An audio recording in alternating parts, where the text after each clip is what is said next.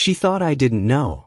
She thought she could sneak off to a cheap motel, laugh at me behind my back, and play house with her high school ex. But what she didn't realize is that I wasn't just watching. I was planning. And by the time I was done, she lost me, and he lost everything he ever cared about. If you've ever been betrayed by someone you trusted, if you've ever dreamed of serving cold, calculated justice, smash that like button, subscribe, and settle in. Because this story, this revenge, is one you're not going to forget. Back in the early 2000s, life seemed stable. I had a wife, 2 young kids, 4 and 6 years old, and I thought I was building the kind of family I never had. But cracks started to form in ways I couldn't ignore. My kids that age, are innocent, brutally honest. They'd come home chirping about how much fun they had with grandma and grandpa during the day. Sweet, right? Except, her parents lived 90 minutes away. And apparently, she was driving them there 2 or 3 times a week. At first, I brushed it off. But the more I thought about it, the more it gnawed at me. Why was she clocking that much mileage? Why was she spending half her week down there? So, I tested it. Quietly. Every night I'd note the odometer reading on her car. By the end of the week, an extra 400 miles. My stomach dropped. My pulse throbbed in my ears. She's lying to me. Then fate handed me a weapon. One afternoon I sat down at the computer, and there it was. A yellow sticky note sitting by the keyboard with her AOL password scribbled on it. My hand shook as I typed it in. My heart raced. Half of me didn't want to know. But when those emails loaded, I knew. There she was, laughing with her college best friend.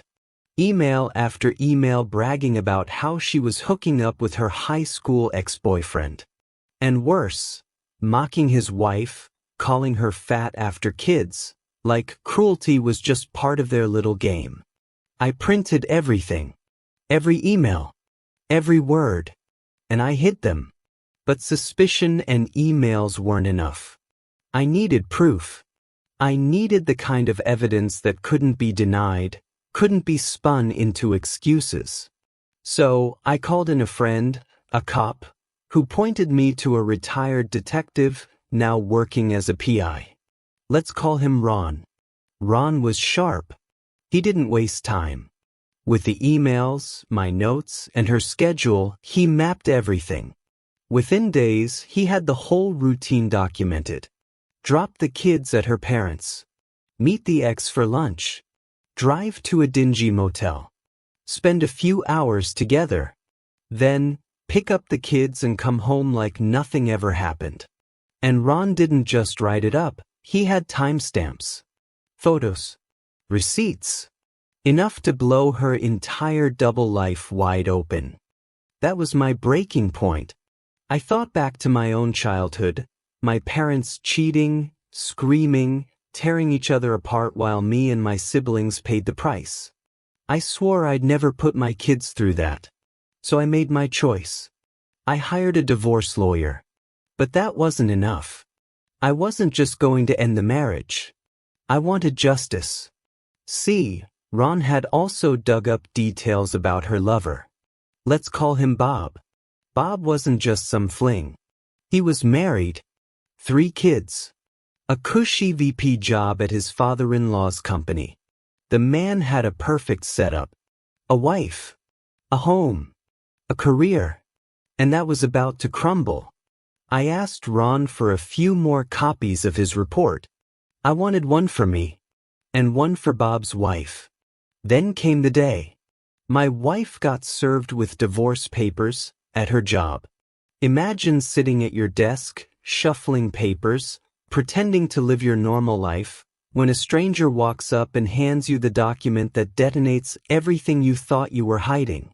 At the very same time, Ron was across town, sitting in front of Bob's wife, handing her the photos, the emails, the whole sordid map of betrayal. I'll never forget the icy calm I felt. It wasn't rage anymore. It wasn't sadness. It was justice. And oh, the fallout.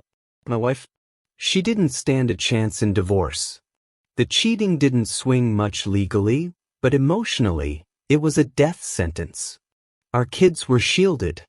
I kept things businesslike, never gave her the satisfaction of a screaming match. She lost me. But Bob? His life imploded. His wife cleaned out their accounts, took the kids, and bolted.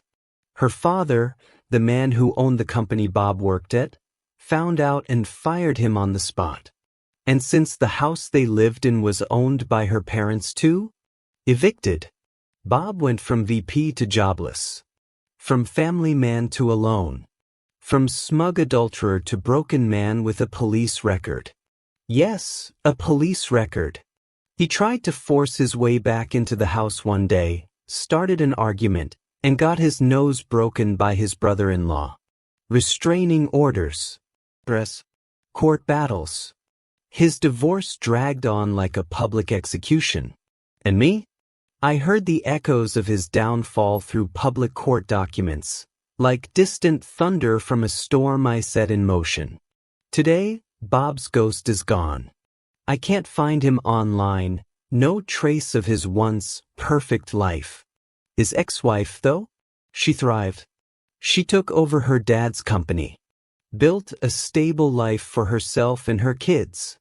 As for me, I co-parented with my ex until the kids were grown. Now that they're adults, I don't speak to her at all. Not out of bitterness. Just nothing. She's their mother, and that's the only role she gets in my life. Because she made her choice. And so did I. And that's the thing about betrayal. It doesn't just hurt in the moment. It rots trust, it burns bridges, and it ruins lives. She lost her marriage. He lost his career, his family, his future. And I walked away free, holding my kids' hands, knowing the cycle of infidelity stopped with me. Justice doesn't always come fast.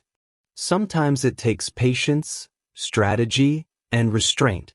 But when it comes, when the cheaters finally reap what they've sown, it's devastating and satisfying. If this story gave you chills, hit that like button and tell me in the comments, what's the most brutal act of revenge you've ever witnessed? Don't forget to subscribe, because we've got even more stories of betrayal and justice that'll keep you hooked.